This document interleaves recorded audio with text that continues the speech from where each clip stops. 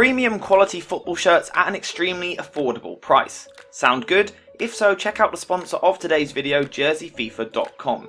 You can see that I've sent you some shirts and they really are top quality, so make sure to click the link in the description to go find a shirt for yourself or perhaps as a gift for someone else. And you can now use code jerseyfifa at checkout for 10% off your order. That's code jerseyfifa at checkout for 10% off your order. I really do recommend their product, so go take a look. Now let's get into the analysis. I've said it plenty of times, Manchester United's midfield isn't good enough.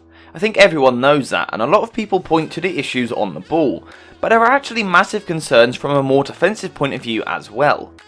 This has been made more of an issue with Nemanja Matic leaving the club, and personally I would say he was the only natural holding midfielder at the club, and Manchester United have of course now lost that, so they desperately need some improvements. In United's defence, it does look as though they are going to be addressing one of the midfield issues, with Frenkie de Jong continuing to be heavily linked with a move away from Barcelona, so that would certainly improve United on the ball. Whilst that is a step in the right direction for the club, there is still the need for another midfielder as well, and Erik ten Hag will want someone that can come in and operate in that sort of Edson Alvarez-esque role as the deepest midfielder. One player that has been linked quite a lot over the past 2 years is Declan Rice, and to be honest I think he is probably the club's dream option for this holding midfielder role, but he will simply cost far too much money for a move to happen this summer.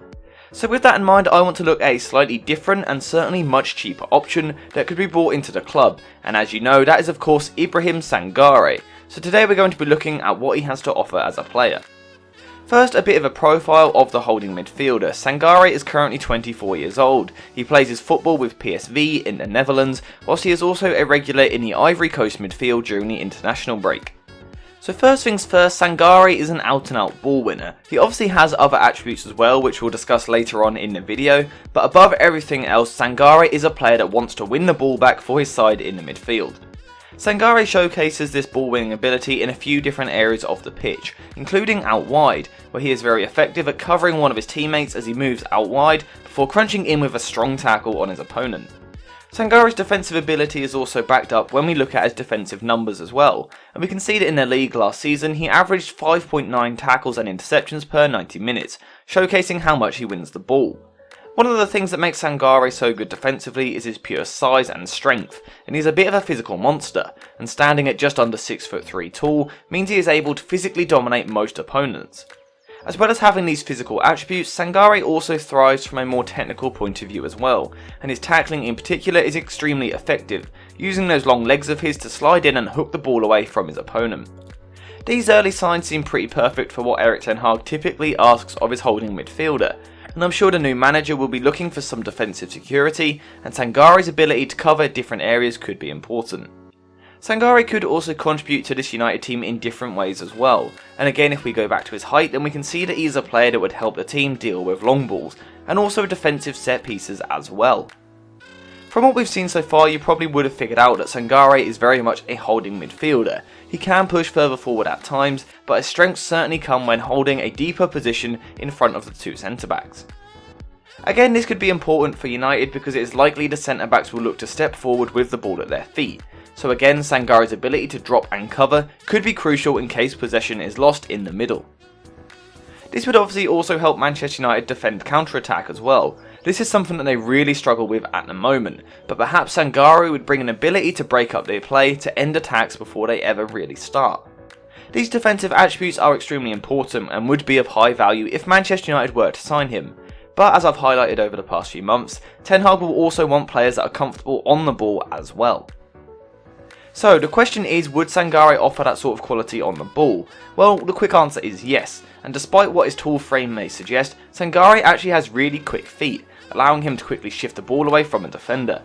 As a result of these quick feet, Sangare can be quite a press-resistant midfielder, allowing him to receive the pass under pressure before using his strength and quick feet to shift the ball away and carry the ball through the press.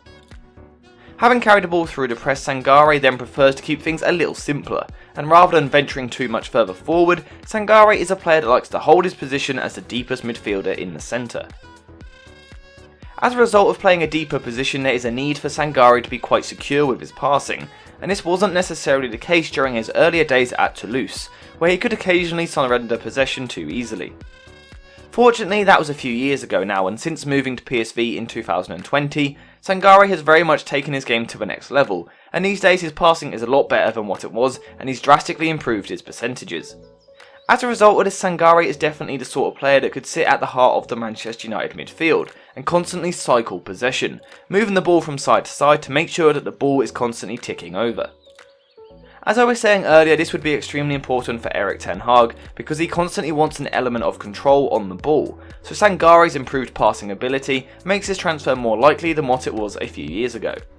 While Sangare has developed his ability to retain possession, he can be more adventurous with his passing as well, and if he was to join the club, then I wouldn't be at all surprised to see him occasionally looking to thread passes further forward. Now, if we go back to the current Manchester United squad, then I think it's fair to say that Sangare would be an upgrade on someone like Scott McTominay, who doesn't currently offer safe or progressive passing, so Sangare would certainly be an upgrade. This is the sort of thing that would be extremely important to Manchester United against some of the more defensive teams. They currently lack an ability to keep the pressure on the opponent, but Sangare's ball playing ability would largely address this. Something else that Sangare could offer against these more defensive teams is his dribbling ability, and realistically he could use his quick feet and ball carrying ability to break the opposition's defensive lines in a slightly different way. Thanks to his dribbling ability, Sangare has drawn some comparisons to the brilliant Yaya Toure, and to be fair, I can certainly see where people are coming from, with his ability to drive forward using his large frame to protect the ball. Having driven into the final third, Sangare could contribute a little bit of creativity as well. Now, this is by no means his strong point, but he is still very capable of occasionally clipping a subtle little pass into the box for the striker to run onto. While Sangare does have a few attributes which make him quite effective in the final third, I don't think that Ten Hag would ask him to play in that way too often, and instead I do think we would largely see him playing as the holding midfielder. With all of that in mind, Sangare does look like a very decent option who could come into the club and really be the anchor for that midfield. The question is the price, but don't worry, there are talks that his release clause is just £30 million. That is obviously a lot cheaper than the other options that were available at the start of the window. Rice is reportedly worth £150 million according to West Ham, whilst Tchouaméni just completed his move to Madrid for around £80 million. With that in mind, Sangare is clearly the far more affordable option of the players that are currently available in the market, and with United needing a few different signings this summer, this ability to save money in midfield could be vital. So we've discussed everything that I really wanted to cover today, so I just want to finish with a bit of a conclusion. And to put things pretty simply, Sangare is a player that would drastically improve Manchester United's ability to defend. I'm sure this would be music to the ears of the Manchester United centre-backs, because for several years now the defenders at United have been left extremely exposed, but the signing of Sangare would go a long way to addressing that issue. I think really the crucial thing would be Sangare's ability to break up counter-attacks. United currently look vulnerable every time they lose possession, with players caught high up the pitch, but once again Sangare could be a solution to that problem. As well as helping Ten Hag's side out of possession, I do think Sangare has what it takes on the ball to make it at the highest level, and his ability to keep the ball ticking over could give United the control that Ten Hag so desperately wants. If we now think that Sangare could be playing alongside Frenkie de Jong, then it has the potential to be a very nice midfield duo, with Sangare offering defensive cover and security on the ball, whilst de Jong brings the ball progression to the side. Overall, Sangare looks like a very good player to me, and at 24 years of age, I do think that he has that ability to improve and grow as a player. He obviously isn't at the level of Declan Rice or Tchouaméni, but he still has plenty of talent.